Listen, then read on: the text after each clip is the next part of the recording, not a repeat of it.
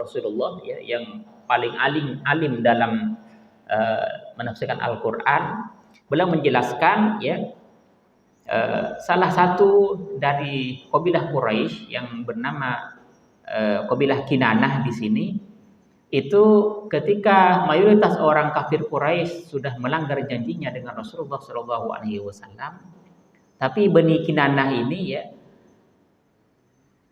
masih tersisa 9 bulan, tapi mereka tidak melanggar janjinya bersama Rasulullah Shallallahu Alaihi Wasallam.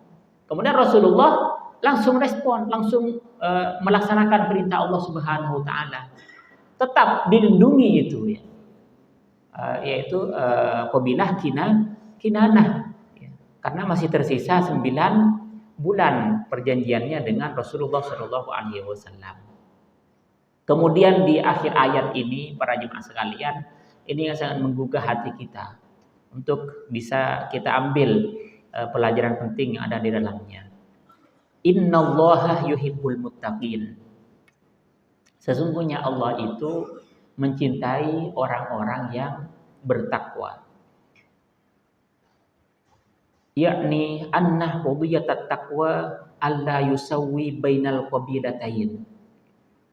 Maksudnya kata Imam Fakhrul Razi di sini, jadi takwa itu mengharuskan seseorang agar tidak menyamaratakan di antara dua kabilah Quraisy, yang satu melanggar janji, yang satu tidak melanggar janji. Jadi harus dipilih-pilih mana yang melanggar janji, mana yang tidak, meskipun sesama orang musyrik. Jadi inti dari takwa tersebut harus berlaku adil dalam menyikapi masalah. Au yakunul murad anna hadhihi at-ta'ifah lamma au anfau an-naksah wa naqdul ahdi istahaqqu minallahi ay yusana ahduhum aidan anil naqdi wan naksi. Jadi golongan Quraisy, kabilah Quraisy ya. Suku Quraisy itu kan banyak suku Quraisy gitu kan. Suku Quraisy yang tidak melanggar janji dengan Rasulullah Shallallahu Alaihi Wasallam, maka mereka juga berhak untuk dijaga darahnya. Mereka berhak untuk dipenuhi juga janjinya dengan Rasulullah Shallallahu Alaihi Wasallam. Ya, ini jadi ingat saya ya dengan firman Allah dalam surah yang lain. Allah Subhanahu Wa Taala berfirman dalam Al-Quran, A'udzu billahi minasyaitonir rajim. Wala yajrimannakum syana'anu qaumin 'ala alla ta'dilu. I'dilu huwa aqrabu littaqwa. Ini perintah dari Allah Subhanahu wa taala kepada nabinya Muhammad sallallahu alaihi wasallam dan juga kepada umatnya, kepada kita, ya.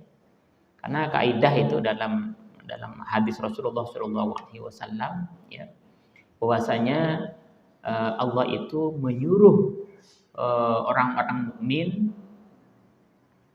perintah yang diperintahkan kepada nabinya, kecuali ada keterangan bahwasanya perintah tersebut khusus untuk Nabi Muhammad sallallahu alaihi wasallam. Jadi dalam ayat ini Allah memerintahkan, Allah melarang kepada Nabi Muhammad sallallahu alaihi wasallam, jangan sampai kebencian kamu Muhammad kepada suatu kaum itu ya, itu menyebabkan kamu itu berlaku tidak adil kepada mereka, ya.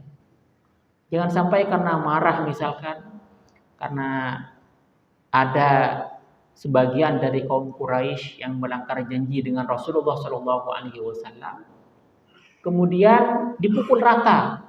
Ya, pokoknya misalkan gitu kan, yang namanya orang Quraisy nggak ada baiknya dah, gitu kan. Jadi ini Allah Subhanahu Wa Taala mengajarkan kepada nabinya dan kepada umat Nabi Muhammad Shallallahu Alaihi Wasallam ya, dan seni dalam mengelola kebencian. Ya. Jadi jangan sampai kebencian itu ya menjadikan kita itu tidak adil dalam menyikapi masalah. Karena apa? Itu tuntutan dari takwa tadi. Innallaha yuhibbul muttaqin. Sesungguhnya Allah mencintai orang-orang yang bertakwa. Dan pada ujung-ujungnya, ya, termasuk yang sebentar lagi kita akan memasukinya, yaitu bulan suci Ramadan, ya. Kita diperintahkan oleh Allah Subhanahu wa taala untuk berpuasa.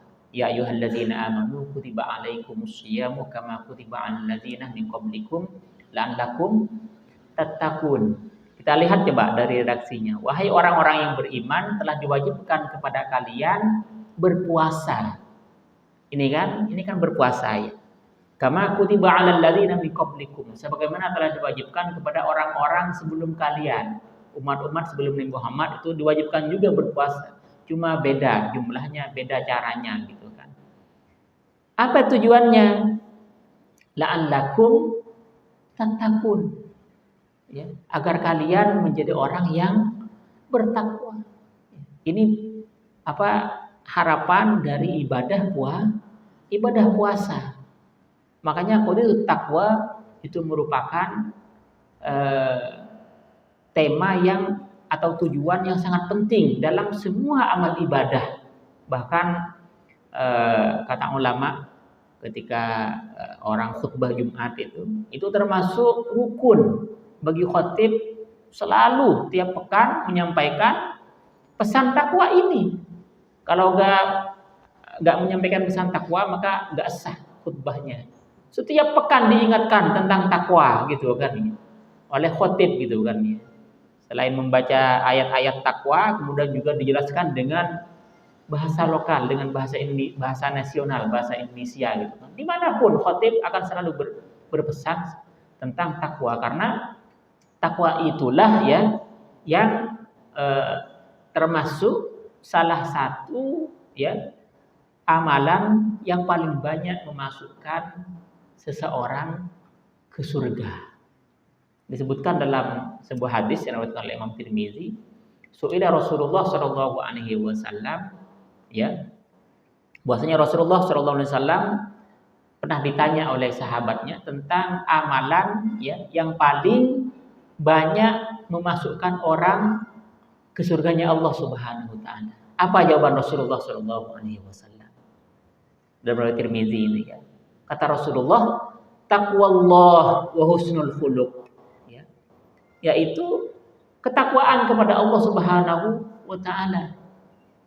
Kemudian yang kedua, husnul khuluq, akhlak yang baik. Itu mayoritas amalan yang paling banyak memasukkan orang Islam ke surganya Allah Subhanahu wa taala. Dan beliau ditanya kembali oleh sahabat tentang amalan-amalan yang paling banyak memasukkan seseorang ke dalam neraka. Apa itu? Rasulullah menjawab, al-famu wal farju, yaitu mulut dan kemaluan. Itu yang paling banyak memasukkan seseorang ke nerakanya Allah Subhanahu wa taala. Maka qadiyatut taqwa hiya qadiyah muhimmah. Jadi ujung dari semua amalan-amalan soleh itu adalah agar kita menjadi orang-orang yang bertakwa kepada Allah Subhanahu wa taala. Dan Allah mencintai orang-orang yang takwa. Kemudian definisi takwa itu dijelaskan ya oleh Rasulullah SAW sebagaimana diriwayatkan oleh Imam Ibnu Jarir At-Tabari dalam kitab tafsir At-Tabari ya, yaitu yang dinamakan takwa yaitu imtisaluh awamirillah wa jitinabu nawahihi ya, yaitu melaksanakan perintah-perintah Allah dan juga menjauhi larangannya ya. Ruwiyah annahu uddat Banu Bakrin Ali ibni Khuza'ah fi hali waibati Rasulillah wa dhaharathum Quraisyun bisilah hatta wafadah Amr ibn Salim al-Khuzai ala Rasulillah sallallahu alaihi wasallam fa ansyadah Allahumma inni nasyidun Muhammada hilfa abina wa abihil atlada inna Quraisyan akhlafukal maw'ida wa naqadu mitsaqakal mu'akkada hum bayyatuna bil hajiri hujjada wa qataluna ruk'an wa sujjada ya. Jadi di sini dijelaskan bahwasanya ada sebagian dari kabilah Quraisy ya, itu yang dimusuhi oleh orang Quraisy yang lainnya ya, karena mayoritas dari orang Quraisy itu melanggar janjinya bersama Rasulullah SAW, kecuali sebagian kabilah saja yang tetap memelihara janjinya dengan Rasulullah SAW sampai mendendangkan syair, karena orang-orang Arab itu memang sangat hobi syair gitu kan. Kan Rasulullah SAW itu diutus oleh Allah kepada orang Arab di saat orang Arab itu sedang mabuk-mabuknya dengan syair gitu kan ya.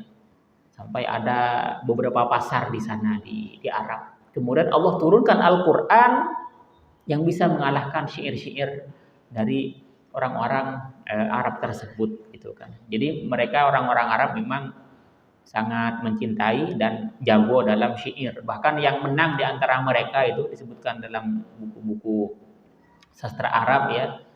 Ketika menang di saat dipamerkan di pasar-pasar itu syairnya itu digantung di Ka'bah itu ya. Yang dapat juara lah gitu kan ya. Dari saking hobinya mereka kepada syair gitu kan ya. Makanya ketika Allah menurunkan Al-Quran itu kepada orang Arab, mereka kagum, ini kok gak sama ya bait-baitnya dengan bait-bait kita gitu kan ya. Akhirnya Nabi Muhammad itu dituduh kadang-kadang sebagai sahir, penyihir, kadang-kadang dituduh sebagai syair, yaitu penyair katanya, karena membawa Al-Quran yang bisa mengalahkan syair-syair mereka. Kadang-kadang dituduh sebagai majnun, yaitu orang gila. Ya na'udzubillah summa na'udzubillah gitu kan. Makanya tidak heran ya kalau seumpamanya belakangan di negeri kita di Indonesia, kalau umpamanya ada orang yang mengganggu fasilitas dari negara dari agama non muslim, agama bukan selain Islam, itu dikatakan teroris kan biasanya kan. Ada orang misalkan ngancurin gereja, itu teroris. Tapi kalau ada orang ganggu masjid misalkan, biasanya bukan bilang teroris itu, tapi orang gila, ya kan? Itu kan aneh itu kan ya. Jangankan kita umatnya, Nabi Muhammad sendiri dikatakan orang gila gitu kan. Jadi itu memang sudah biasa dari zaman Rasulullah SAW. Kemudian ini kata Rasulullah SAW, faqala alaihi salatu wassalam, la nusirtu illam ansurkum. Nah, ini memuji Rasulullah SAW kepada kabilah Quraisy yang tetap memelihara janjinya dengan Rasulullah SAW. Aku ini tidak ditolong ya oleh Allah kalau aku tidak menolong kalian. Nah, gitu kan. Ini Masya Allah ya, Rasulullah dari saking adilnya ya, meskipun mayoritas orang Quraisy itu melanggar janji bersama dengan Rasulullah, tapi ada sebagian kecil dari mereka yang tidak melanggar janji dan tidak mempori kabilah yang lain untuk memusuhi Rasulullah, memerangi Rasulullah. Rasulullah tetap berlaku adil, tetap membela mereka dengan mengatakan la nusirtu illam ansurkum. Kalau aku tidak menolong kalian, maka aku tidak ditolong oleh Allah Subhanahu wa taala. Ini sebenarnya ya dari tafsir ini mengajarkan kepada kita ya bahwasanya tidak semua orang-orang kafir itu berhak untuk diperlakukan sama dengan kita. Apalagi kita di negara Indonesia, Bhinneka Tunggal Ika, yang banyak sekali agama dan paham-paham gitu kan ya. Kalau umpamanya tidak mengganggu kita, kita harus berlaku baik kepada mereka. Apalagi kalau seumpamanya mereka itu orangnya termasuk tetangga kita gitu kan ya. Tapi sekali lagi ya, kita itu ketika bermuamalah dengan orang-orang yang beda agama, jangan sampai kita itu toleransinya itu kebablasan. Nah, gitu kan ya. Ini perlu ini ya. Jadi Rasulullah meskipun tetap membela orang-orang kafir Quraisy yang tidak melanggar janji bersama dengan Rasulullah, tapi Rasulullah tetap ya urusan akidah tetap beda gitu kan ya, ya dengan mereka gitu kan ya. Dan dicontohkan juga oleh Sayyidina Umar bin Khattab radhiyallahu anhu dalam buku-buku sirah itu ya, ketika eh, ditaklukkan yang namanya Baitul Maqdis ya, beliau itu sebenarnya ketika mengunjungi ini ya gereja-gereja di Palestina itu, ketika sudah masuk waktu sholat beliau enggan untuk masuk ke gereja, tapi sholat di luar.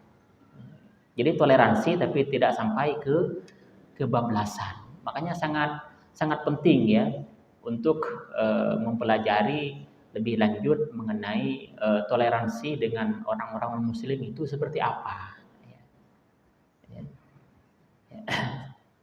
Jadi itu mungkin ya yang bisa saya sampaikan. Selanjutnya mungkin ada satu yang ingin bertanya, dipersilakan.